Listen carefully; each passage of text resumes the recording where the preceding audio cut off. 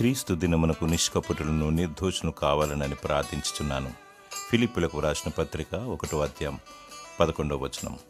నిష్కపటులు, నిర్దోషులు, దేవుని సంబంధులు, పరలోక వాసులు, దేవునికి ఇష్టులు, మహత్తర మెరుపువోలే భూనివాసులందరికీ అగుపడులాగున మనుష్య కుమారుని రాకడ తటస్థించును. అది ఏ క్రీస్తు దినము. ఆయన రాకడలో భూనివాసులందరూ రొమ్ము కొట్టుకొందురు. యేసు అనుకొనని ఘడియలో రారాజుగా తీర్పు తీర్చుటకు ఈ భూమికి ఎత్తించును. ఆయన రాకడ తప్పదు, కానీ సమయం ఎప్పుడో తెలియదు. గనుక క్రీస్తు దినమునకు పరిశుద్ధముగా అగుపడాలి, ఎత్తబడి గుంపులో ఉండాలి. భలా నమ్మకమైన దాసుడాని దేవుని ద్వారా మెప్పు పొందాలి. నిందారహితముగా నిర్దోషంగా జీవించు, నిత్య రాజ్యము పొందుకునేదవు. యేసు పరిశుద్ధ రక్తమందు కడుగబడి అంతం వరకు ఆయనను వెంబడించినప్పుడు నీవు దేవునితో సదాకాలము ఉందువు.